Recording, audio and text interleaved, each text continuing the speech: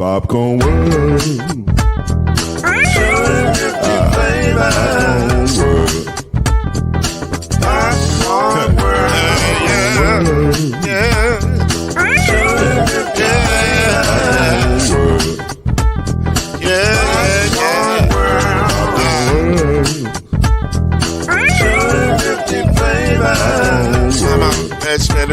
Popcorn world.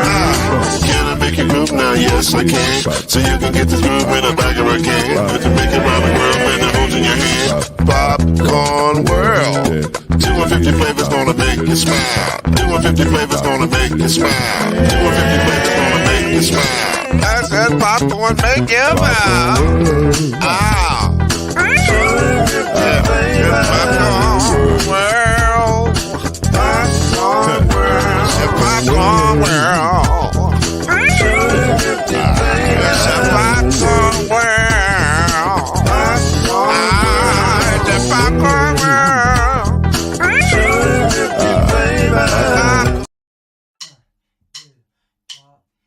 You're now listening to BEAV in the ACC with Heisman Trophy winner and Florida State legend, Mr. Charlie Ward, Wave 3 TV, and Berkeley Hall of Famer Kendrick Haskins, and Mr. Talking Noise himself, and of course Mama Noise's man, Lloyd Smith. And now, it's time for BEAV in the ACC. thing I am certain for is I know my parents love me. They stand behind me, come what may. And now that I'm ready, I can finally say it's a different world. Where we come from. Yes, it is now. Yes, it is now. Shout out to the great Hillman College, which we are representing well on this. Shout out to the HBCUs, both real and fictional. In my mind, Hillman could have gone to the Final Four. I don't know why, but in my mind, they could have. They were so dope. It was such a dope. With Ron running the point. Ron running the point guard. Your boy Dwayne Wayne on the wing. I think we'd have a mixed guy because I think Jaleesa could post some people up. Jaleesa looked like a strong girl back then. I feel like she could have handled herself against an Angel Reese or Carmilla Cardosa. I don't know. Yeah, for sure. For sure. But that's my guy, Kendrick Haskins over there. It's Lloyd Spence right here. Charlie Ward is en route to Phoenix. He's a busy man. He'll be here when he gets here. He'll pop in and say hello to us at some point during this show. But we got a Final Four for the ages. And let me just say this. I said it last week and I'll say it again this week. The demise of the ACC has been greatly exaggerated. Because the ACC showed up to the Sweet 16 and Elite 8, and two teams showed out. And they both live at NC State. Right. Raleigh. My God. Shout out to NC State, who, man, showed up and pulled a Louisville. Right. Yeah. It's so crazy because I can remember when U of L did it in 2013. Yeah. And hopefully maybe the NC State women can pull off the upset and the NC State men, and both of them make the final because both Louisville, both men and women made the final that year. And it's a crazy time. It's an exciting time. Somebody who lived it before. Yeah. Oh yeah. Yeah. It's a crazy time, exciting time for your school and for your city. So enjoy it. And I also want to give a shout out to UConn, who also has a legitimate shot to win this thing. And they're here all the time. Right. This is nothing new to them. Right. This is nothing new to them. I do have a present a question for you on that. Absolutely. And when do we start talking about UConn in the echelon of a UCLA, of a Kentucky, of Duke? Because on the men's side, you mean? On the men's side. Oh, I'm there. Because whenever we talk about blue bloods, we pretty much limit it to UCLA, UK, Duke, Carolina, and Kansas. Yeah. But at this point, especially if we're talking about recent, UConn's the best out of all of them. Out of all of them. Because not And, only are they doing it, they're doing it with multiple coaches. and let me add this to it. This year, UConn is playing on a UNLV/96 Kentucky level. Yes. Like they're leaving no doubt that we are the best team in college basketball. Yeah. And so if they keep this up, I'm with you. I think you got to say UConn's name when you say everybody else's. And if you don't, it's disrespect. Yeah. If you don't, you're hanging on to the past. Because you're hanging on to the past. They are legitimately a blue blood. They are legitimately one of the greats. They are legitimately, and maybe, man, you could argue they've done more with less. Yeah. Because it's harder. It's a lot harder to get somebody to stores than it is Los Angeles. If you've never been to Stores, Connecticut, if you blink, you'll miss it. Right. Much harder path to get somebody to stores than it is to Los Angeles. Yeah. And somehow they're doing it. And if you think about it, I mean, and they're not churning out all these NBA greats. I mean, Ray Allen and Rip Hamilton and Kemba, and that's about where it stops as far as as having great NBA careers. They do it and at the college level like it's supposed to be done. And I said Jim Calhoun, he had his run, but then Kevin Ollie has a title. Now Hurley is on the cusp of having 2 titles. So I'm saying for one program to do it with that many coaches, I mean, impressive. It's impressive. And plus, you also got to think this has only been about a 30-year run, if that. Yeah. If 30. When was their first championship? Was in the 90s. It was in the 90s. But it was in the later 90s. I don't even think it was like it was like 98 or something like that. Yeah, right? so no, not 98 because that was Kentucky. Kentucky was 98. 97 maybe? Was it the year after 90? No, Arizona. It was Kentucky, Arizona. Kentucky again.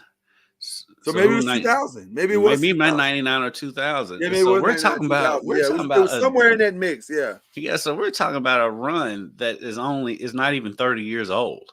No. They're even coming up on, and like if they win this year, it's to be what, their 5th? Yep.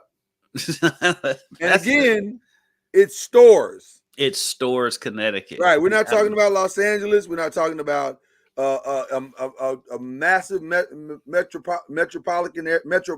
area.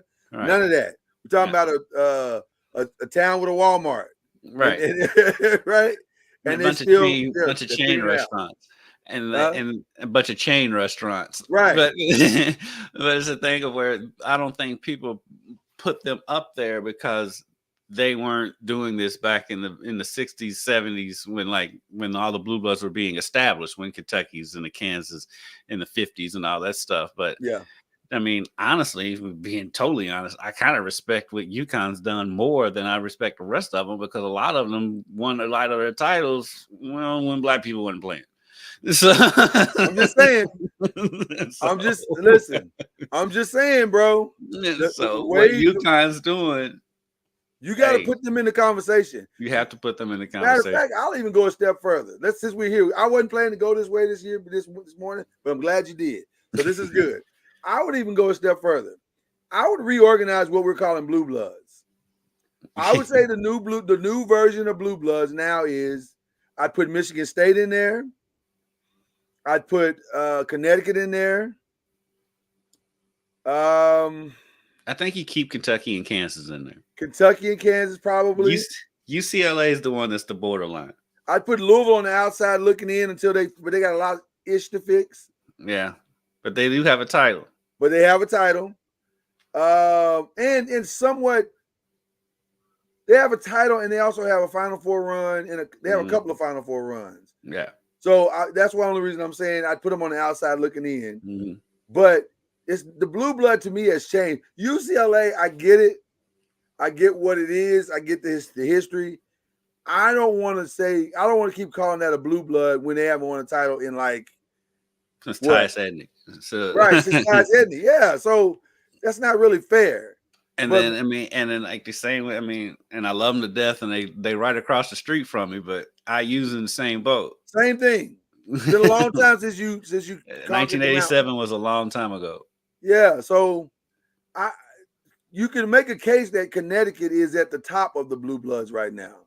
Yeah, you can make a serious case for that. Yeah, so I'm with you on that, bro. And the crazy thing is, like, there's still a blue blood in the women, and I guess technically you still say if you're ranking blue bloods, they're still at the top of the women too. So I mean, that's crazy.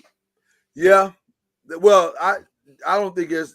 Listen, right now, the blue bloods in the women's is Connecticut, South Carolina, and Field. Well, I think Tennessee technically. You put Tennessee as a blue blood and at the same way you put UCLA as a blue blood on the mid side, I think. You do, but it's not like a modern blue blood. Right. We'd say historical blue blood. Historical blue blood, yes. Yeah, there you go. Yeah. Speaking of Tennessee, we're going to get to that. I'm glad you brought that up because I want to talk about a little bit of that as well in the midst of this conversation today. That's crazy that they fired her. That whole thing is bananas. That's insane. But it's one of their own that they did that too. I know, that's crazy to me. But before we get to that, let's talk about what has happened in the Final Four this past weekend. I got to tell you something, man. I'm all in on DJ Burns. And I don't mean just what he's done in this tournament. I'm saying, how can you get him on your team? Like, that kid, to me, is Zach Randolph 2.0. And looks just like he literally is at the same place where Zach was in his career. Heavyset kid, probably way too overweight, but my God, he does everything right. His footwork and his quickness is unreal. It's unbelievable how quick he is. And like his matchup with Edie is going to be interesting because I don't think Edie gets enough credit for his footwork. He's got great footwork too. And he is quick for a man his size, but he does have excellent footwork. So I think that's going to be a very interesting matchup to watch on Saturday. I have to give you credit for helping me because I had not seen a lot of Purdue games, admittedly. Mm-hmm. And so you were like, Lloyd, you got to pay attention, man. I'm telling you, it's better than you think it is. Mm-hmm. And so I started watching it, and I agree. The thing that I think makes him not get the credit is that it's a slower version. So it looks like it's like Jokic. It doesn't look impressive if you don't understand how it all works, if you don't understand how the game works, and as a big man, you don't understand it, then you're not impressed because it looks slow and cumbersome.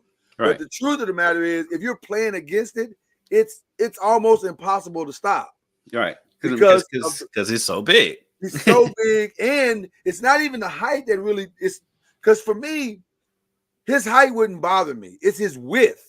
I can't get around you to cheat you. So the things that I would do as an undersized big to stop you from getting the ball, I can't do that because it takes me an extra half a second to get around you. So by the time I get around you, a good point guard is going to throw long to the angle. If they're throwing to the hand, they're going to throw long to. See, we're getting into the technical stuff now, but they're throwing long to your outer hand, which he does a phenomenal job of showing.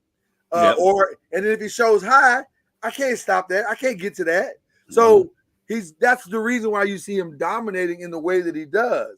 So it's I'm telling you, man, this matchup with Burns, I agree with you 100%. I think it's worth the price of admission because Edie's going to have trouble with his quickness. That drop step spin that he's got is outstanding. So quick. It's so quick. Outstanding. And if he can reverse it, if he can somehow figure out a way to reverse it and get away from his length, Edie's going to have a long day. And another underrated part of Burns' game is he makes shots at awkward angles. Yeah, it's like his release point is at such awkward angles. I do wonder how much the Edie size is going to affect that. I was going to say, but the shot. Sometimes you look at his shot and like when he releases, you're like, "There's no way that's going in," and it'll be on net. Yeah. Well, listen, his touch around the basket, bro. Yes, it's the only person I can match it to, maybe historically, is a Zach Randolph or a Charles Barkley. Although Charles didn't have the touch like that. I think open his touch is like he would use the backboard more so than Burns did. I think his touch is Burns more like use backboard. Right. Yeah. Right. His touch is more like Elijah Wan. Elijah Wan is a better. Yeah. It's probably a better comparison. And so is his footwork. And I know people are like, y'all are comparing him to Elijah Wan. Yes. Yes, big men know. We know what he's doing is special. That is special. It's unprecedented. You don't see that. And he's worked even on said it. that he patterned his game off Elijah Wan. Yeah, He's it's even said that, and it's now, and it's obvious that he's paired because he does have a little bit of that he's dream got shake Elijah in Wan his in game. it. You can see it. It's Mhm. his counters are good. His his ceiling is good. I mean, again, we're getting into the weeds now, technical terms, but Hey, this is his gonna be steals are we're gonna be a little technical today, we're especially when real we start technical breaking today, down 'cause that LSU game. absolute. Oh yeah, we gotta get to that too. It was just beautiful. He's just got a beautiful basketball game, and I think he also has an NBA game. It's just the only thing that's stopping him from being maybe the number one pick in the draft is size. He's got to lose the weight. Size, and I mean he doesn't have much of a perimeter game, and Right. that is one thing that Zach Randolph And that's did something that add to everybody his wants game. these days. And Zach if you go back and look at his career, Zach Randolph added that to his game in his career. He did add the outside shot. It wasn't as prevalent when he was done playing as it is now. And I think if Zach Randolph came along now, he probably would shoot a lot more threes. Absolutely. But I think that's the part of his game that's probably may hold him back. But if you think about it, if you look at the way the NBA is kind of sliding now, the big game is the big man is a lot more prevalent. Look, the two MVPs is Jokic and Embiid. Yeah, you gotta have a big man now. And they can step out and shoot the three, but they're not shooting them all the time. But and I was just going to say, he doesn't have to master it. He just needs to put it in the bag. Right. It's a club he needs in the bag to be able to pull out from time to time. And he ain't got to go all around the perimeter, hit that top of the key, maybe a little short corner every now and then to drive down the baseline. And that's it. And you're good. It may and honestly, you don't really need the baseline. That's just an extra added if you get it. Right. But that top of the key, if you can step out, pull the guys out from the inside, that's all you need. But he's got everything and all the other tools in the bag around the basket. He got them.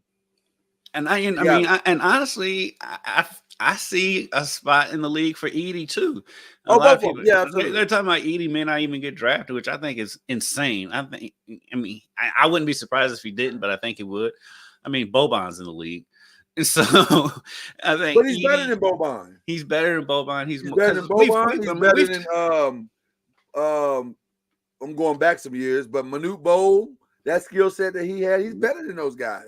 He's a legit 7'2". He's better than Mirasan. He's more fluent than Mirasan was. That's been my thing with Edie the whole time. And we've talked about it on the show. It's like, yeah, we're used to Purdue having a big 7-foot giant in the middle, but he is the most agile, most athletic out of the big oafs that they've had in the league on their roster over the years. It's like they always have a big 7-footer. We're used to that, but there's something different about Edie and his game, and I do think he can translate into the NBA. Like I said, especially if he develops real quick, if he develops more of a passing out, because he really doesn't pass out of the double team as much. But one thing he's really good at is he passes out and then goes back into the repost. Yeah. He does that very well, and he does that a lot. And I'm like, there's a spot for that in the NBA. Everything's not about threes. Absolutely. I'm gonna tell you what he reminds me of. Well, what he could be. He could be the poor man's Rick Smits. Yes. Yeah. He could be the poor man Rick Smits. Just don't complicate your game, bro. If you're giving him 20 and 15 a game, you got a 15-year career. Easy. I don't even think he has to even do that much. I think if he can get you 15 and 10, 15 and 8, because he's not going to be a star. I mean, he's not going to be a star. I think a lot of people look at it through the prism of somebody going to be a star. Not everybody in the goes in the NBA is a star. 90% of the NBA is not stars. Yeah, I was going to say, he's going to be a serviceable role player that can be a matchup nightmare on certain nights with certain teams. But I'll say this. I tell you, people like Victor Wembanyama, I tell you, like people like Draymond Green, they don't want to see him. I don't know. Draymond doesn't have an answer for that. Draymond doesn't, but Victor does. Victor has the length for that. He doesn't have the strength for that right now. Not right now. He doesn't, but he can just take him outside. Well, that's That's a problem. That dude That's is a problem. for you. I'll admit that. That dude is a problem. That dude is a problem. I'll admit that. So anyway, 76-64, NC State beat Duke in the Elite Eight. First of all, shout out to Duke and NC State for getting to the Elite Eight and shocking the world in their own special way. I know everybody was, I don't know if Duke can beat Houston. I didn't know if Duke could beat Houston, if I'm being honest. I didn't get hurt. Let's be honest. Well, let's be clear. If he doesn't get hurt, Duke probably doesn't beat Houston. They do not. They do not. They proved that in that NC. They proved that in that NC State game when they would not double DJ Burns, even though he is destroying them. He's destroying Filipowski. He's destroying everybody down low, and they would not send a double team. But you know what though? I'm gonna actually give them a little grace in that, and here's the reason why. They've already played him twice. They know they can't stop him. They realize we don't have an answer for this. We're just gonna have to figure out how to play around it. And if they're hitting the shots, then it's the counter. It's right. It is the counter. But if you're not, then you know you can't win. And I think Shire was like, we've done this dance 3 times. We know what this guy is. We know we don't have Filipowski cannot guard him. He cannot guard him. There's just no answer. So what do we do? Has anybody hurt their draft stock more this season than Filipowski? Nobody. On the men's side. There's somebody on the women's side who has.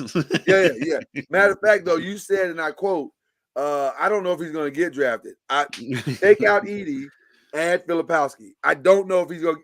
What does he do NBA-wise that you need? He can be a stretch, but still, I mean. But it's a slow stretch, though. It's not an NBA stretch. It's a college stretch. Yeah. So I don't know. I think he may be one will of those guys on the outside looking in. I think he still gets drafted. He definitely not lottery. I can see him sneaking into the late first round, but I can see him getting an invite. If he came out last year, he probably would have been a lottery. Yeah, I can see him getting an invite. I don't know. And here's the reason. And one of the reasons why I say I don't know is because there's a foreign contingency that you're going to see over these next few weeks that people haven't been talking about yet, but we're going to be talking about, and everybody else is going to be talking about, and G League kids too, and some G League kids that we haven't talked about that you're going to hear us talking about. Though that's going to be the problem for Edey and Filipowski. They're going to get pushed down. And BJ too. See, again with DJ, that footwork, man, is so flawless. I think barring him collapsing tomorrow against or Saturday against Edey, if it's a total collapse, then that could be a problem. But if he holds his own, I think he's a solid second rounder. I don't know if he can play himself into the first, just because I don't think he lose that weight that fast. But for sure, he could get into the second round. I'll take a fly on him. Yeah, you know, I hope the officiating stays out of the way. You know who I hope he does not go to? I hope to God he does not go to. Please don't let this kid fall to Denver. That is not fair. Because if he's learning from Jokic every day, Denver is going to win a championship at least once every 2 or 3 years. They're the San Antonio Spurs now. I mean, at this point, they're at that point already. Right. They're already there, and they're not even. But I'm telling you, he's the perfect Denver Nugget player because you can set him on the bench for at least a year, or even send him to the G League for a year. Let him lose the weight, bring him back up. What do? You take Jokic out and you put Burns, a healthy, in shape Burns in. He's also a good fit. What for do you the Spurs. do? It's a good fit for the Spurs too. It's a great fit for the Spurs. Great compliment to a Victor Wembanyama. Great compliment. And I'm selfish here. I will admit what I'm about to say. He would save Anthony Davis's career. I don't know because you could hide him at the 5 and slide Anthony Davis over and still get the exact same defensive production. I don't know if his style of play really fits what the Lakers do. I think him learning under Pop and Tim Duncan would be amazing for him as an individual. Oh, for sure. No question. I think he'd be a good fit there. I was thinking about Golden State, maybe. Just He'd be he can great learn there. learn the basketball side under Draymond. Yes. He's already more mature than We don't Draymond. need other stuff. Yeah. learn the basketball stuff under Draymond and get that the defensive intensity. I think would be great for him. And understanding what it means to play undersized, but with strength and force. Mm-hmm. Perfect. Another perfect fit. The only reason I mentioned the Lakers is because of this. Because you're a Laker fan. Forget this regular season. It doesn't matter. That's irrelevant. Where he comes into fit is when the Lakers need him. Like they need him this season against Denver. Because when the game slows down, you got to have another big or strength or force that can go and make it tough for Jokic. We don't have that. We don't have that extra person right now. So, and there's a very real chance that your playoffs starts against the Nuggets. Oh, more than a real chance. At this point, it almost seems inevitable. But you know, I'm holding out some measure of hope because they've actually played really, really well the last 15, 20 games. So I'm holding out some of hope. Ladies and gentlemen, are you live from Phoenix or you're headed to Phoenix? I'm headed. Okay, Phoenix. but you look good. You're not on the same happy. airlines as UConn basketball, are you? No, I hope. I'm not sure, but I hope not. Well, you look good, ladies and gentlemen. The great Charlie Ward is The great joining us. Charlie Ward. We were just singing the necessary praises of one DJ Burns, who has very much earned. And by the way, this is the perfect time for you to come because there's another set of praise that we must give out. Ladies and gentlemen, and let me look directly at the camera when I say this. Shout out to the almost fired Kevin Keats and the athletic administration of NC State. You guys are geniuses. Because you almost let a coach go that now is one of the hottest coaches in the country. And he got a 2-year extension because of this run. You know what, though? If you're Kevin Keats, I feel a way about that. I'm gonna be honest with you. Yeah.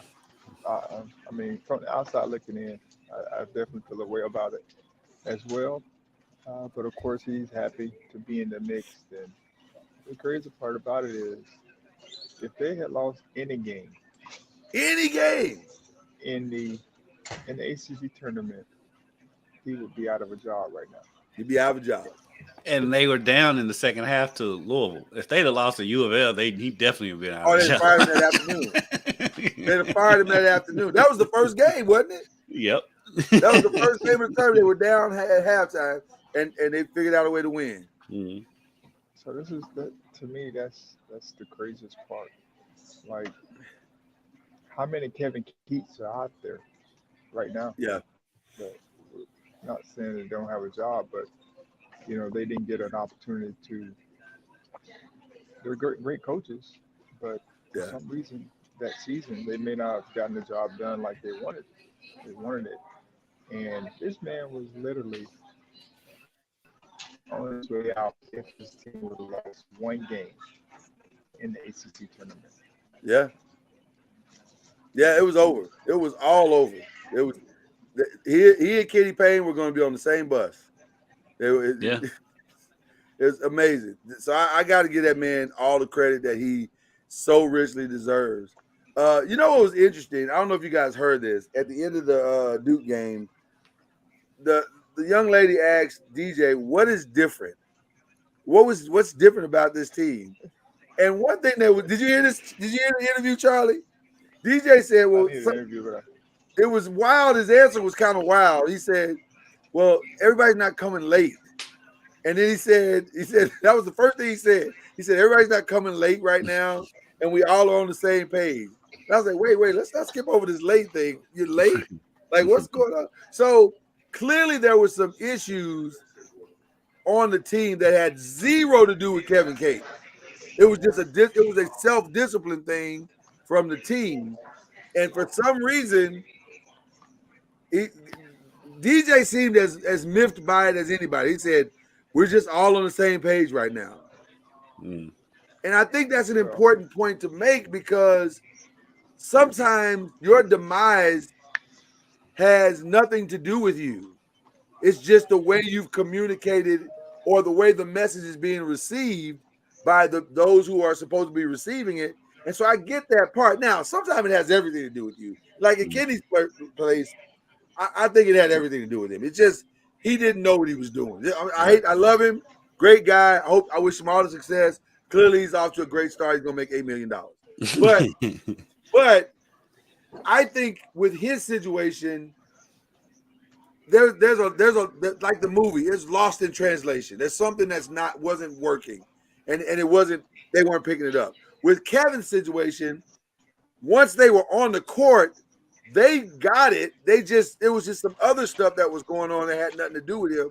And for some reason, it wasn't clicking. And then all of a sudden, it did. So, and a lot of people are acting like they came out of nowhere. NC State was ranked for a good portion of the season. Absolutely. But going back to probably about around January or so, I mean, we all knew that NC State was good. We thought they were a tournament team. It wasn't that much of a surprise. They just kind of struggled during the ACC portion of the schedule, which that has bared out that the ACC was a lot stronger than people gave it credit for. So while it is kind of it is a surprise just because of the way the season ended and its way they finished up the regular season. Yeah. If you go back through the majority of the season, especially early on in the season, it's not that much of a surprise if they're able to make this run. Yeah. So I got to ask you, gentlemen, it's NC State, it's Purdue. You got something, Charlie? Yeah. So you're going to sit here and tell me that it's not a surprise that they are where they are? Because it's a surprise because of the way the season ended, but majority of the season, NC State was a top 20 team. It's just the way the season ended. So if you look at the way the season ended, yes, it's definitely a surprise. But if somebody would have told you in December, January that NC State was going to make a run, it wouldn't have surprised you. How many losses do they have? 14. 14 losses. 14 regular season, yeah. And to make it to the Final Four with 14 losses, that's not a surprise. I'm not saying it's not a surprise now. I'm just saying if we'd asked earlier in the season, we would not have been surprised. This is the way the season ended for them. There's a reason why it's a surprise that they're making a run. Well, that ending was a long term because they lost a lot of games within their last long part of the season. The conference season. They lost a lot of games in conference.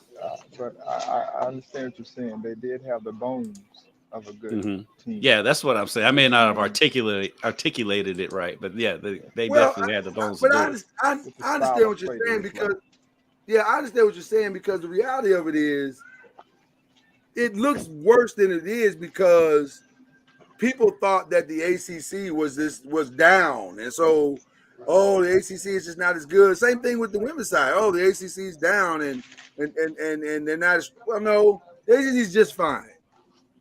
What the ACC has been doing this past year has been beating up on each other and making it hard to climb up into the rankings to make it look like we're a much better, stronger conference than we actually are, which is traditionally what the ACC has always done.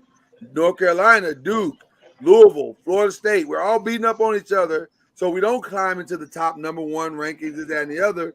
So then by the end of the season, we send in 8 teams, but we're a strong 8 teams because we've tested ourselves against ourselves. And back to my point, yeah, NC State lost 14 games. 11 of those games were in conference. In conference, which turns out are significant losses, right? So that's what I think. That's what I was gathering from what you were saying. Yeah. So that's on the men's side. On the women's side, the women decided, hey, anything you can do, we can also do. Charlie had another point real quick. Yeah, I wanted to bring out the point that DJ Burns made about the team being late and everybody being on the same page. Uh, you know, some of that is called winning. You know, when you, when you start winning, those things tend to be a factor in the winning part. When you're losing, those things tend to be on the losing side, meaning you're not on the same page because guys want to do certain things that they want to do, and they take for granted what being on time and being punctual and those types of things. And even though there's probably a discipline system in the mix with the coaching, like you mentioned, it does come down to player uh, accountability. When the players start taking accountability of their team, then you start to see the turnaround. Mm-hmm. Well, listen, on the women's side, they got their own version of DJ Burns in at least they got it in it, especially in that Elite Eight game in Isaiah James. I don't know what was in the water in the Portland region, but Isaiah James just went off. 9 of 17, 7 of 9 from three point land. She had 27. She almost single handedly won the game by herself. But she did get contributions from Baldwin and also Sanaa Rivers.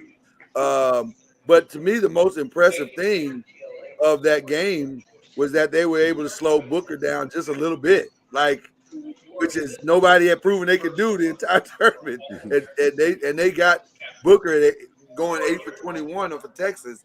So listen, NC State quietly put on their own version of the men's side, and I mean that Texas win was big. To beat them by 10, that was big.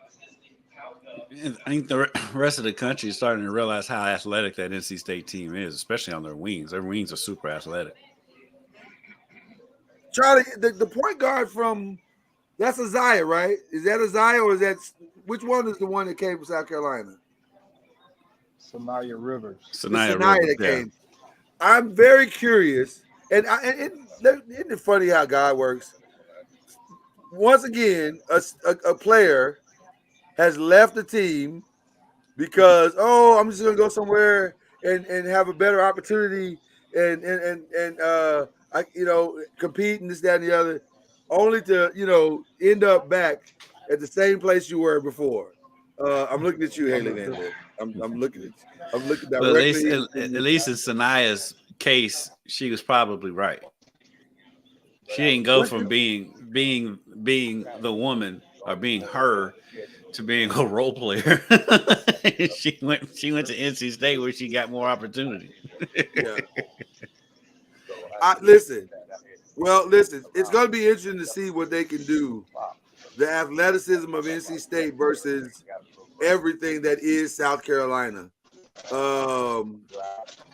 They look. Listen, I watched South Carolina. Now, I will say this. The South Carolina game.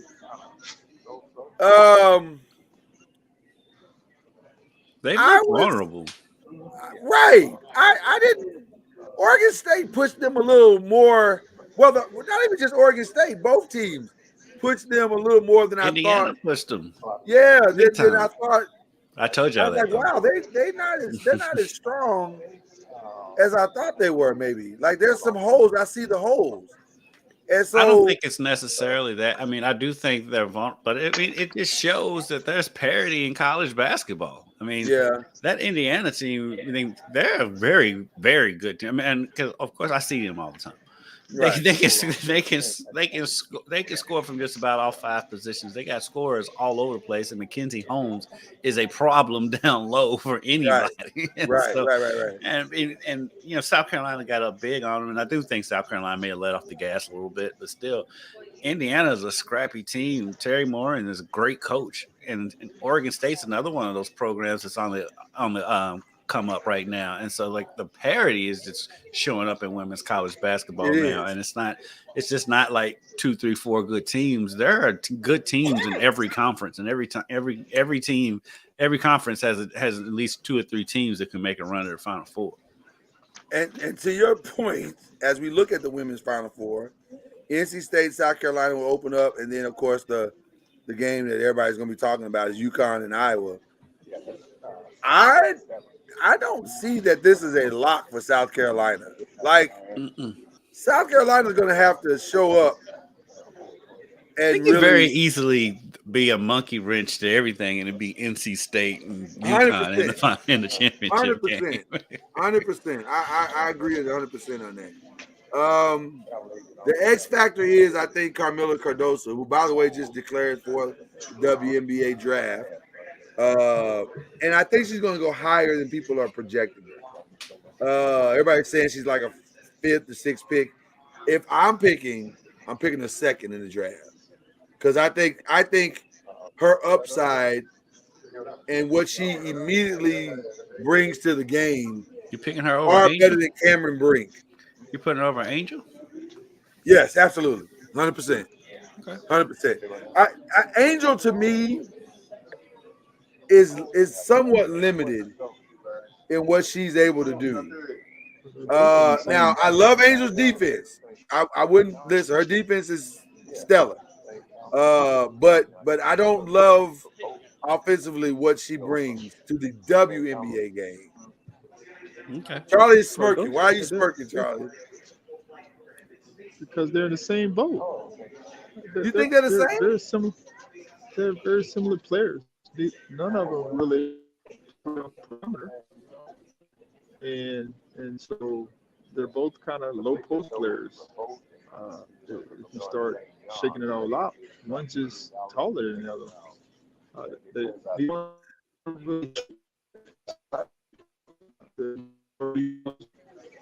Space eaters on the inside, and so to me, they're very similar in what they do. Which is another reason why I take Carmelo first, because you can't coach 6'7". Agreed. Will Angel be more of a 4 in the WNBA? No question. Because I can see her banging with like Asia Wilson. No question. Right. You can't bang with Asia Wilson, but I think she's in the same categories as Asia Wilson, because if she continues to improve her game, to me,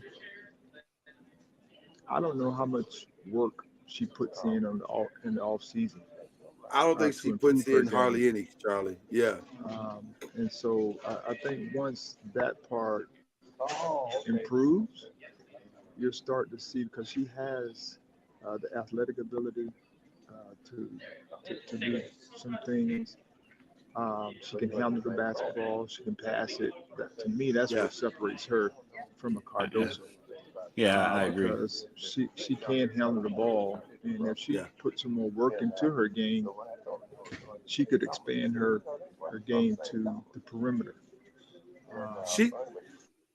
I would like to see her develop a little bit more of a mid-range, not necessarily a 3-point shot, but a mid-range, and get a quicker release on her shot. I mean, when she shoots a jump shot, it looks like those old like 1950s where they ball and then she shoots it.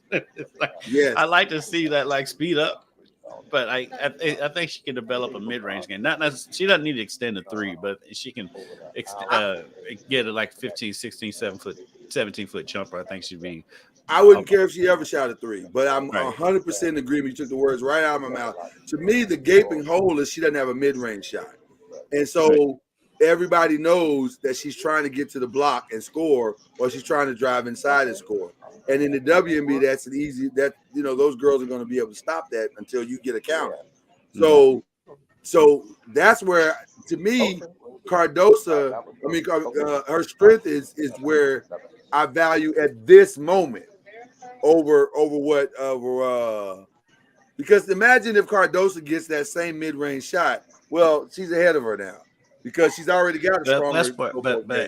That's why I would say you got to put Cameron Brink ahead of her because Cameron Brink has and everybody has Cameron Brink ahead of her.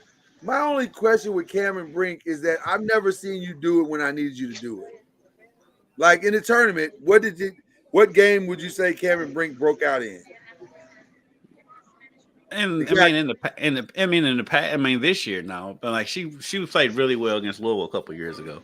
She did, but I'm waiting for you to do it when the lights get brighter, and I have not yet seen you do it. That was the Elite Eight. No, I'm talking about this year. This year. I waited. I watched her this year, and I'm waiting. And a couple of times, I think she fouled out or got into foul trouble. They had to sit her, and it was just like, okay, Cameron, this is the time. This is the moment. Now, it may not cost her because one thing I do love about Cameron, her defense, I think, is stellar.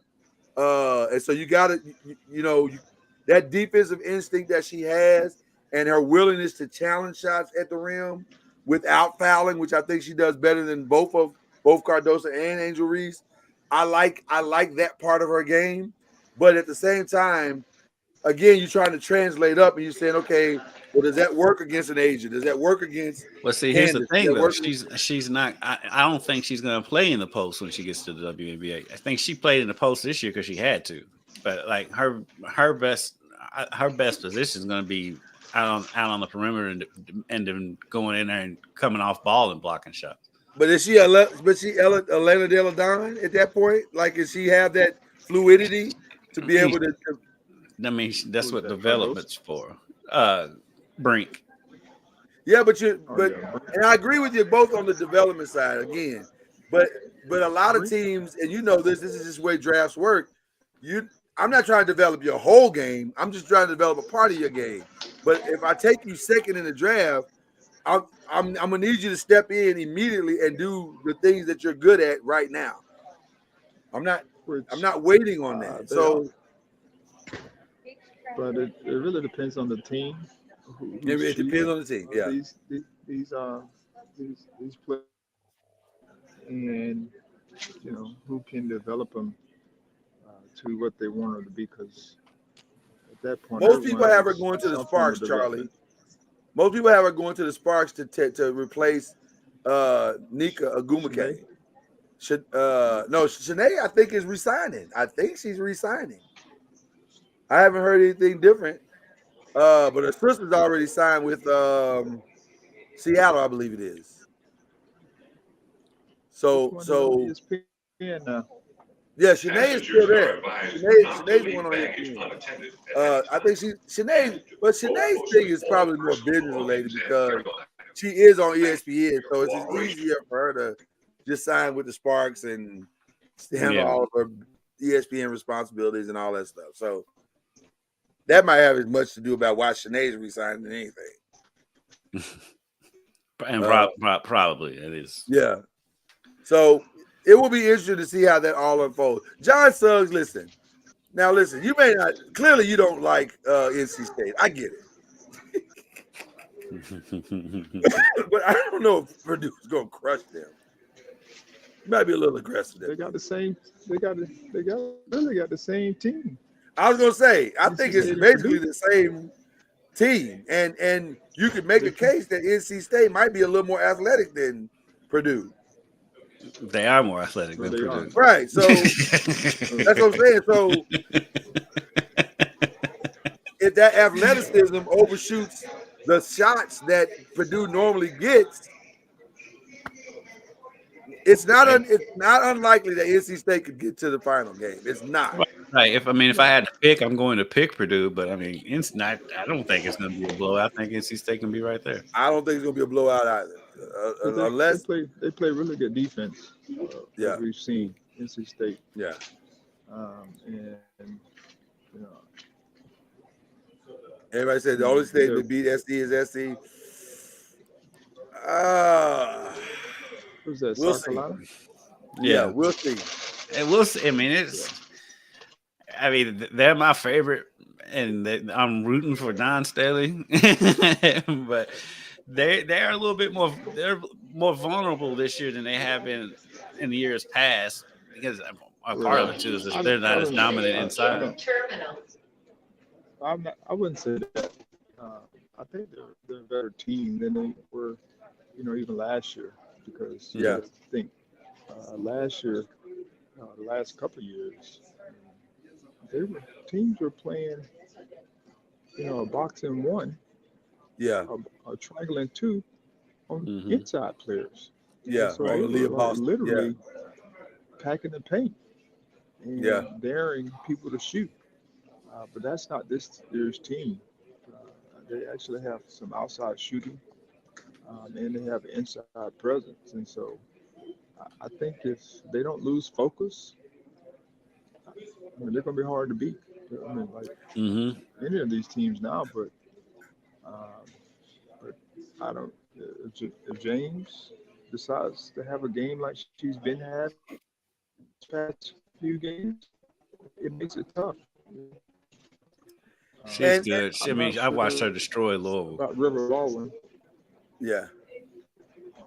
I'm not sure how well Baldwin would be able to handle the inside athleticism of Yeah. South Carolina. That's going to be a telling factor. If she can hold her own on the inside, I know NC State will have a chance to win the game. Well, and then the other side of that is, or the other side of the bracket is with UConn and Iowa. First of all, UConn and I can't imagine UConn is going to have the same game plan to Caitlin Clark that What, let her LSU shoot? had. The I let her don't shoot all night understand. plan? No, they're not going to do that. I don't understand LSU's game plan at all. At all. Once he hits once he hits 3 threes, I'm switching. I'm doubling. You're never getting another open look the rest of this game. I'll find fouls on the bench so that you're not shooting. I don't care. You're driving most of the rest of the game. That was Right, wild. you gotta make the other teammates beat you. You can't just let Oh her. man! And then I will admit, after going back and watching some of it, there were like player mistakes where like they would just totally just back off of her. Like, what do you think she's gonna do when you back off her? She's gonna shoot. That's not coaching. That's a player mistake. And there's a couple of times. It was because I remember specifically she had a step back three in the third quarter where she kind of stepped. She was at about the free throw line and she steps back and she had two defenders on her. They both went to the basket. It's like, what are you doing? Yeah, they were kind of confused, man. You can't just let that woman shoot. And listen, and going under screens and going under screens. Yeah, under screens. Haley was discombobulated. That's not a word that I use a lot because it doesn't always fit the state of mind of the person that just went through the experience. But if you go back and watch that game, that is the perfect description of what she looked like out there. She looked lost. It was in her head so bad. And it was in her head. Started forcing shots. She couldn't make anything. She made the 1-3. I think she was like 1 for 7. There were times she was shooting the ball on offense where I think she really thought she was still on defense. Like, why are you shooting that ball? Why are you shooting that shot? That doesn't make sense. But I think she was so discombobulated by what just happened on the defensive side that she couldn't mentally make the transition. And so she just took the shot. She just knee-jerked and took the shot. It was a weird game. And the irony of it is, it was literally the exact same game that happened last year. No, she played well. She played well against Caitlin last year. She did. I thought she didn't. I thought it looked very similar. Haley had like 25 that game. She did, but she played still okay. got cooked in some areas that wasn't. Well, at the same time though, she wasn't the main defender on her when they played last year. Right. She and Mikasa was on her. The cooking was served equally. Robinson? Right. She cooked Mikasa a little bit. Right. The cooking was served equally last year. Even though at the same time, looking back at that, Mikasa wasn't on Caitlin as much as I thought she would be in that game. I just didn't understand why, because clearly Flau'jae was the better defender on Caitlin Clark. And I understand why you don't use her. But she's been defending the best perimeter player on the other team all year long. All season long. So why now? Why would you? I don't know. You know what it felt like? It felt like Russell Wilson at the end of the Super Bowl against the Patriots. We're going to now put this girl forward so she gets the glory. No, you're not getting the glory. What you're about to get is a gumbo. You're about to be cooking this pot for the next 40 minutes, and it's going to be bad for you. And like I know everybody is concentrating on Caitlin Clark and on Angel Reese, but shout out to Flau'jae because she was unbelievable. She was outstanding. She played so good in that game. She was outstanding. And I'll even go a step further. Shout out to Anissa Morrow, who should have gotten way more touches when Angel Reese sprained her ankle. Anissa Morrow was stepping up in a way that I'm like, okay. She was physical out there. She was physical and she could drive in and get the score. I just don't understand what Kim Mulkey was doing. I think she got more caught up in her outfit than she did the game. Well, she tamed down the outfit. She wasn't wearing anything crazy. She wasn't wearing nothing wild. I'll give her that. It wasn't as for what wild she as had. normally is. Yeah, so I just went back and looked at the box score from that last year when Louisville played Iowa. Yeah. Well, Caitlin had 41 and she had a triple double. She almost had a quadruple double. She also had. That's what I'm saying. I thought she cooked them last year too. She did. And it wasn't individually Haley, but it was like Haley got her. But Haley had 27. How much, I don't even know how much she had this game. What was her final total? She had like 5 points this game. That's rough. So that brings me to this question: should she declare? I don't think she should. She's got one more year, Charlie. Haley Van Lith. Haley? Yeah.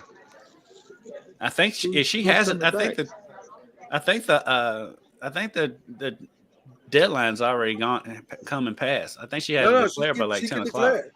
She could declare because Angel just declared. Yesterday. Yeah, I think yesterday was the deadline yesterday? I think so. Oh, God. Yeah, it's normally quick. All right. I was gonna say that's pretty quick. They don't even get a chance to get out of the Final Four. Well, the draft is 2 weeks or something like that. Yeah, that's true. I never have understood that about the WNBA, but I get it because their season starts in May, so I guess kind of get it. But I don't know. That's weird that they have to jam it all in so fast. But so then that's over. Then I guess she's coming back. I'm assuming. I would imagine she should come back. She should come back. Though. She's not ready. I wonder she'll hit the portal though. You think she'll hit the portal? Why not? I mean, after this year, you have Flau'jae there. Then you have they had one of the big girls that was a true freshman this year. She wasn't bad. Yeah.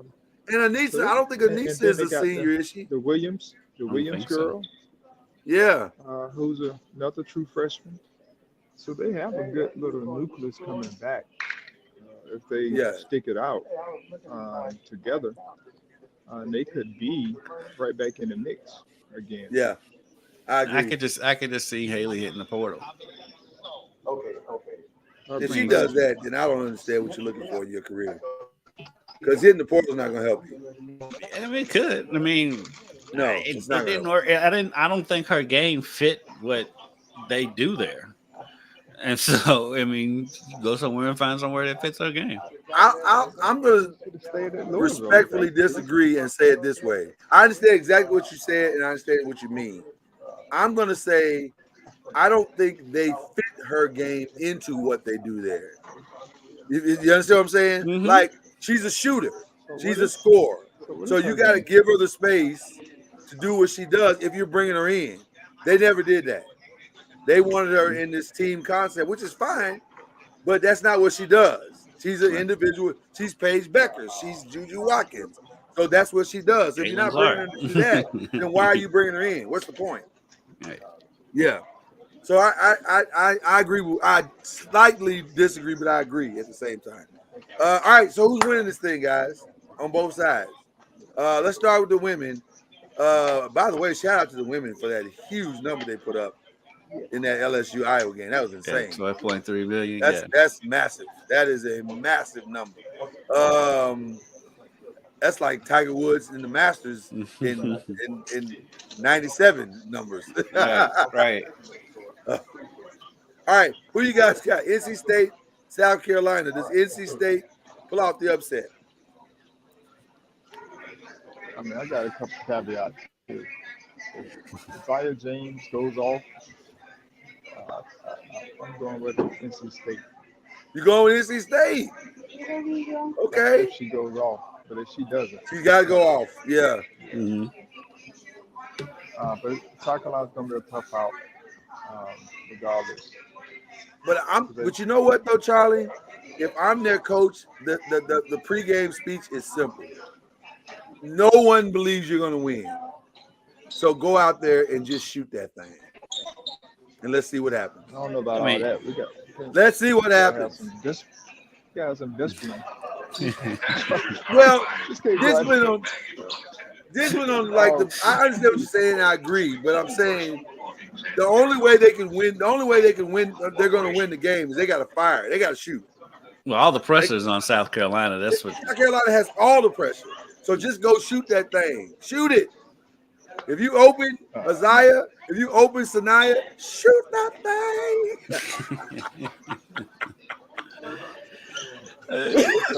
That's all I'm saying. If you open, listen, I would tell them both. If you open and you don't shoot that thing, you can come and sit by me. I need somebody to shoot that thing.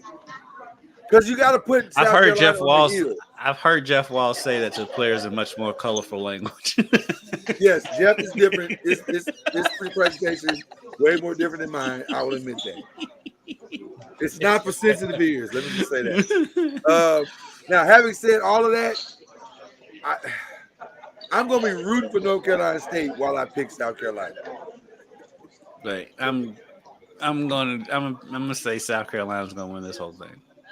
The whole thing. Yeah. Wow. So regardless of what Caitlin Clark does or Paige Beckers, who, by the way, shout out to Paige Beckers, who is reminding us all why she was what she was. She looked phenomenal. That USC, in some ways, that USC UConn game was a better game. Not in some ways. It was a better game. They were going at it. I was like, Jesus. And I felt so bad for Juju because in Juju's mind, she's like, why can't I stop? Why can't we get over the hump? And I'm like, because that girl is good. She's just as good as you are. Yeah, and she's got a 3-year head start. Right. I'm rooting for Juju. Juju is probably, she might be my favorite player in college basketball. Yeah. But but at the same time, I don't feel bad for her for losing. She needs that. She needs that. Michael Jordan kept losing to the Pistons. Juju a little humility needs some adversity. A little humility never hurt anybody. And that tight. And plus, what they got coming in next year, get out of here. They're gonna be ranked number one. They'll be ranked number one. Gonna be number one in the country next year. For sure. Yeah. And it's my favorite player. Absolutely. So So no Caitlin pulls it off for anybody, Charlie. No, I mean, I think teams take her out of the mix or at least cut her number down. Yeah. Guard her. Manageable. 4-1 points is a lot. Yeah. And to me, a lot of teams aren't taking away her strength and forcing her to push it. As Kendrick shared the stat line from last year's game against Louisville. What was that last stat you gave, Kendrick? The 9 turnovers? Yes. See, a lot of people don't realize that you can turn her over. Oh, for sure. Yeah, she turned the ball over a lot in that LSU game. Yes. Well, you quickly find out. I don't understand why more teams are pushing her left. It's clear her left side is not as strong. Except she's deadly fading left shooting at 3 though. Right. It's the fade left that you got to be careful with. But the dribble left, if you stay on her hip, you can get that turnover. You can absolutely get that turnover. Like I said, a lot of teams aren't playing her the right way. I mean, if you're going to give up something, you're going to give up tough twos. But what they're doing is they're not even making it a challenge for her to like they're letting her shoot. Good morning. I want to welcome you to the boarding area for flight 3767 with service to Miami. You're Yeah. just one carry-on bag and one Yeah. personal item. Opposed To to at expedite least the boarding challenge her or process put and the help body get you in out on front time, and it is then important that you place your rotate smaller it, items 'cause such she as your will. backpacks She's and a willing purses under the passer. seat in front of you. Oh, Reserve yeah. the overhead bins for larger A carry-ons passer only. that we've Please keep seen the boarding would lanes turn the clear until ball the number over shown on if your you boarding have pass has active been called. hands If your and you boarding have pass active does body. not make the number, please board She number can 7. Today we anticipate. do have a very full Which, flight. Overhead bin space is when you limited, so we will need anticipate, to check your bags here at the gate. a lot of Prior to times departure, if you you're may in end group up with a lot 7, of 8, or turnovers 9, we because do you're expect to run anticipating out of overhead bin space by the time we passes. reach your boarding group. And To help so expedite boarding, I any just think customers are welcome to if come there's a forward at this team time that to check the can get carry-on it bag, done complimentary to your final defensively destination. on her, Thank you for choosing the then flight American and will be boarding for American flight they're going to struggle just like 3767 they with did service to Miami here in the in championship just a few game. minutes. And I think Paige is going to take that challenge too. Oh, Paige no is going to question. take that challenge of defending Caitlin Clark. I No mean, she question. may not. I mean, Gino may not want her on her the whole game because you do want her to have some legs on the offensive end, but I think she's definitely going to take on that challenge regarding Caitlin Clark. No question. I think I'm going to go UConn on that one. And by I'm the going way, shout out. UConn. I'm going to say something else too. This might be Gino Ariama's greatest coaching With all the that injuries he's they've ever had, done. with all the injuries, he's not It out there didn't. coaching the dream team anymore. He's It didn't dawn on me that he was missing 6 players. I'm like, wait a minute, you missing 6 people, yeah. and still you got them in the. That's impressive, man. Yeah, That dude is. he's got the all sweatsuit team, and they're still out there Oh yeah. doing And by the way, it looked good. it. Those sweatsuits. Those are nice sweatsuits. Those are very nice. Those are nice sweatsuits. Okay, let's go to the men's side real quick before we get out of here. On the men's side, shout out Charlie. Shout out to your headphones. Those are amazing.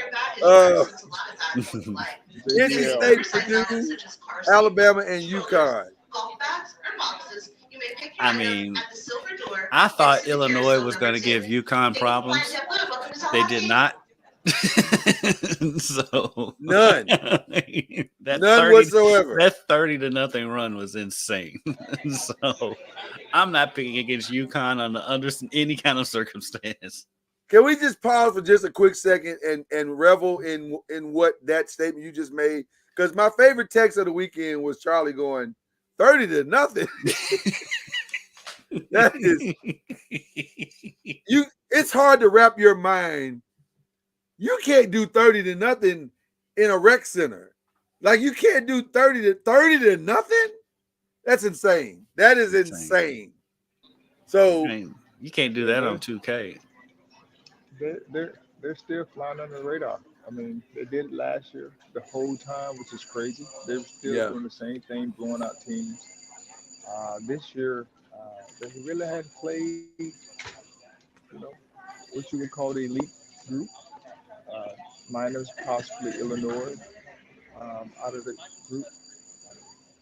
But no one's really, I mean, they're talking about them, but no one's really thinking they're still in the mix of being able to win another national championship. Charlie, I don't even think people understand UConn. Like they don't even understand how they're doing it. So like you hear analysts talk a little bit about them, but not really with clarity. So you'll say, oh, well, NC State's doing it with DJ Burns and they're doing it with Edie and Alabama's doing it with their length and their athleticism. And then they go to UConn and they say they're dominating. Like, yeah, but I don't think they understand why. Like, but they're the most complete top to bottom team left in the tournament, and they understand who they are and they stay with what they do. That is as simple as that.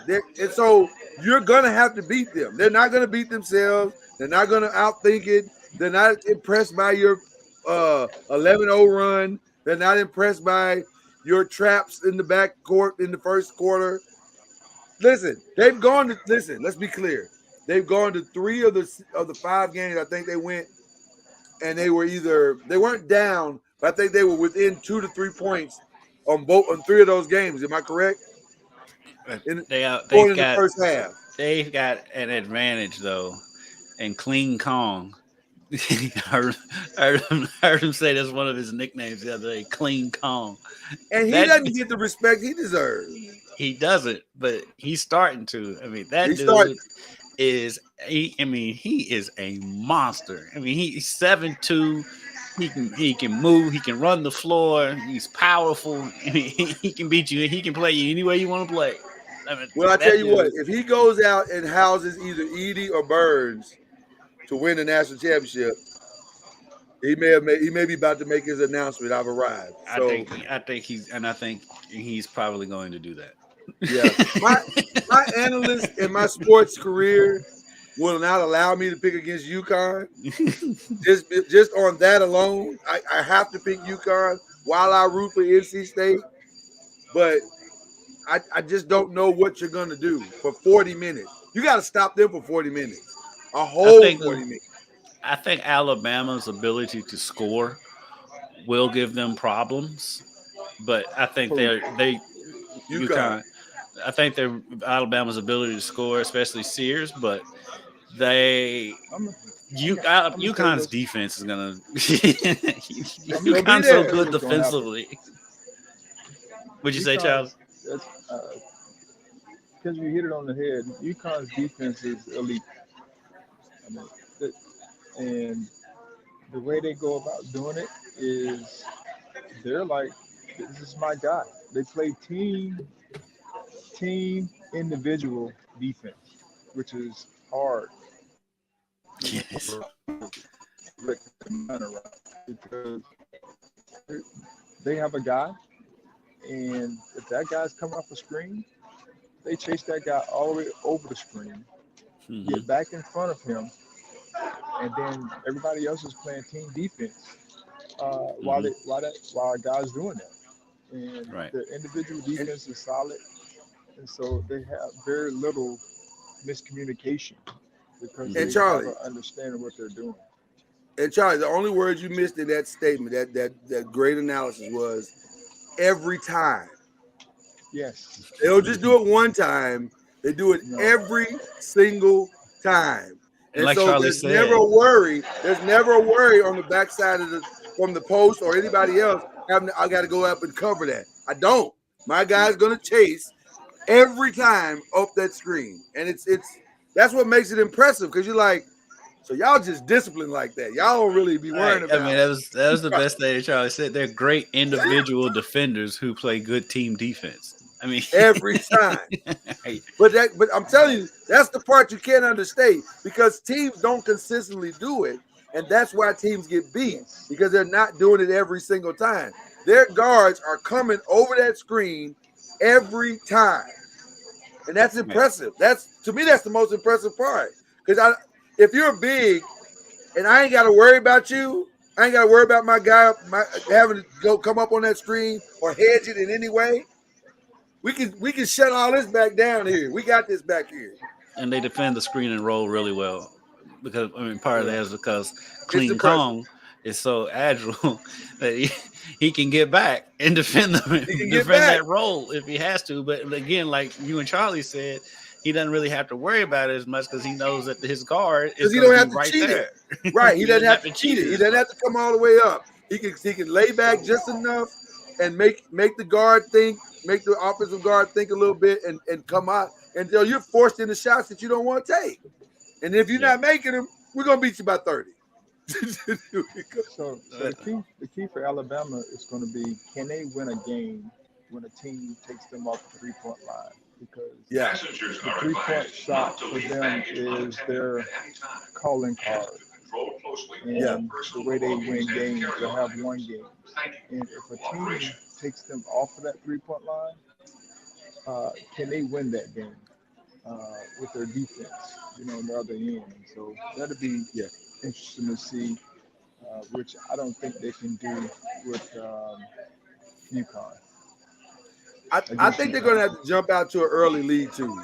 I think they're going to have to put that kind of pressure on UConn to where there's a 10-point, 12-point cushion, and the room and the building is maybe a little loud, and maybe that has an impact on them. I don't know if it will. It probably won't, because UConn is so steady.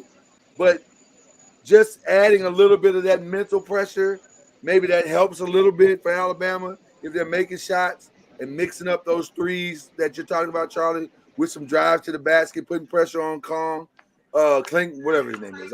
We call him Kong, but Clean Kong. Clink. Yeah, right. Clean So Kong.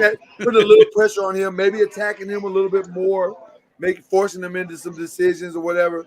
But it starts. You're right, Charlie. It starts with shots that you're not finding ways to get that 3-point shot off early until they run you off, and then you force them to drive. Maybe some driving kicks. But it's going to be a tricky game, man. Good luck to you, Alabama. You're going to need it. That's all I'm saying. Alabama, I said, Alabama. The good thing, what Alabama has going for them is they can get up and down the floor. They can score. They put points on the board, but what's going to kill them is their defense has been optional for them all year. And it's not there. As much as we're talking about UConn's defense, UConn can put points on the board too if they need to. So it's going to be a tough for them. Whenever they want. All right. Charlie has a flight to catch. I was going to say, we're about to lose Charlie Ward. He has given us all he can give us. And now he's got to go to the actual Final Four. So and you know what? Since he's going to the Final Four, Charlie, I feel forced to do this. A little bit. Just a little. And that was a Charlie Ward humble flex. Big one though, Charlie. This is like a little tiny one. Yeah, just tiny. You at the Final Four too, Lord. Okay, I'll flex myself out. And that was a humble flex. The Lloyd's Final Four is a green screen.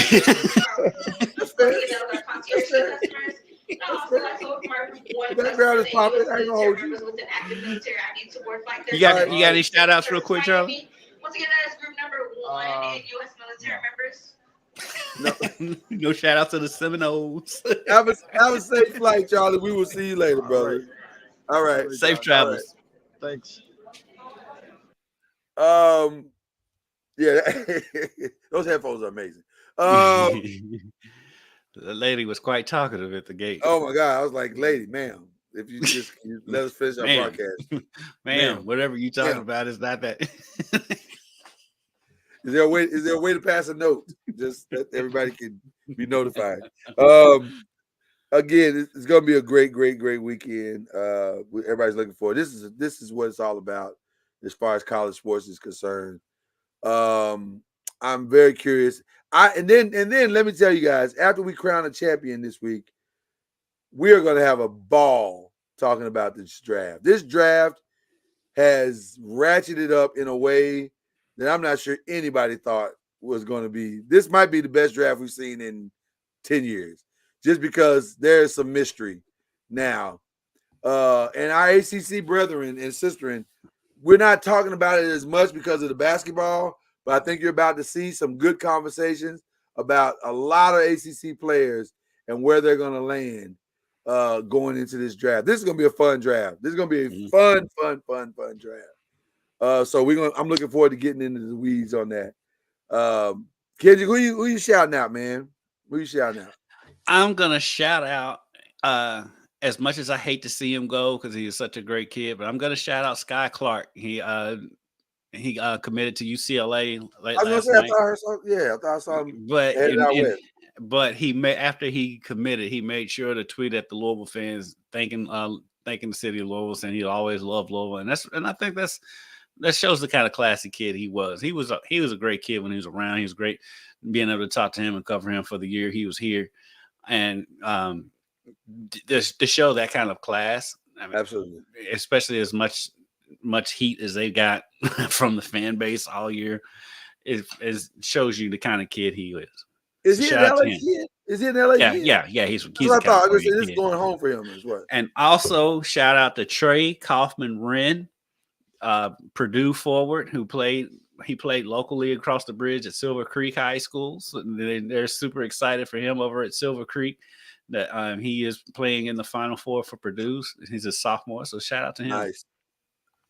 Very nice. Very nice. And he was always available when I needed an interview over Zoom during COVID. There you go. So shout out to him. There you go. I want to give a shout out to my family, as well as more specifically my wife and daughters, whatever, but just my family in general. Who I had a couple of little things going on over the weekend, health wise, but I'm better now and focused. I'm focused. I'm locked in. I'm very locked in, and so I'm excited about that part of my future. And so I appreciate my brothers as well for not abandoning me when I needed them the most, and they were still available by text. So that was fun. That was a lot of fun this weekend. And so I appreciate that. I appreciate that very, very much.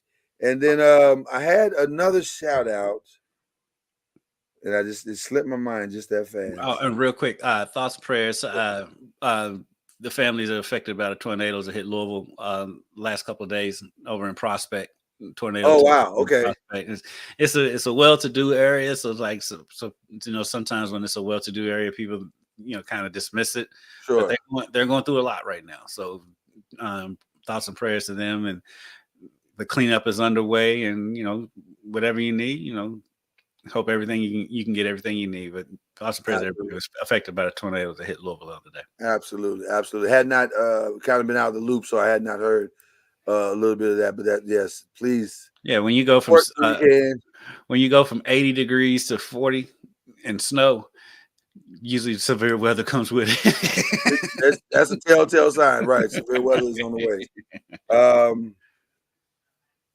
I think that was it. I think that would be it for our shout outs, because the one I'm trying to remember, I can't remember. But shout out to just again everybody, and listen, shout out to the tournament. What a tournament on both sides. March Madness is flawless. It cannot be. I've never seen a bad March Madness tournament. Never seen it. Shout out to the people who are marking the 3-point lines that we can get it right. Shout out to that women's game. Shout out to the women's game. I'll tell you real quick, because I know we need to get off here, but I'll tell you real quick, and it's a whole conversation, but the other side of the explosion of women's college basketball is they're gonna have to fix a lot of stupid stuff that happens in women's college basketball that's kind of blown under the radar. No question about it. Because listen, for those of us like Kendrick and I who've been covering women's basketball for years, that 3-point thing was not a surprise at all. Hannah Hidalgo's nose thing randomly being a problem. Yeah, that's not a surprise at all. That's what we're used to. Yeah, that's the stupid stuff that happens in women's college basketball that gets flown under the radar. And the awful officiating. All that stuff's going to come to light now. So the NCAA is going to really have to crack down on a lot of the goofy stuff that happens that's flown under the radar. 100%. I pray though that the women's game can keep this going. Let's keep this going. Let's get these. There's a real good chance, because this past year's freshman class with Hidalgo and Juju headlining it has been phenomenal. Yeah. And we got another good freshman class coming in. If you watch the McDonald's All-Star game the other night, it's a lot of talented freshmen coming in. Shout out to the McDonald's All-American game on both sides. Those were two hell of a games. They were competing. They were competing. Shaq's daughter was amazing to watch. She's a real deal. Yeah. She got more to her game than her daddy. Listen. Listen. I think he would say it. Listen. Actually, though, if you really look at it, when Shaq was her age, yeah, he was bringing the ball up the court like she does. So I wonder, younger Shaq it's similar to where she plays at. I hope that she's going to be surrounded in Florida with what she needs, because if she is, they can make a run next year. She is out. Yeah, her and forgive me for the other girl that was playing. There's also McDonald's All-American that was on her team. Yeah. She's also going to Florida. Shout out to her too. Yeah, they got a 1-2 combination coming. Shout out to Zach Randolph. Zach Randolph's daughter coming to Louisville. Zach Randolph's daughter and Gilbert Arenas' daughter will be freshmen at U of L this year. So shout out to them. That'll be fun. That'd be fun. We got to get Zach and Gilbert on the Give me a chance to yell hibachi randomly on the news. There you go.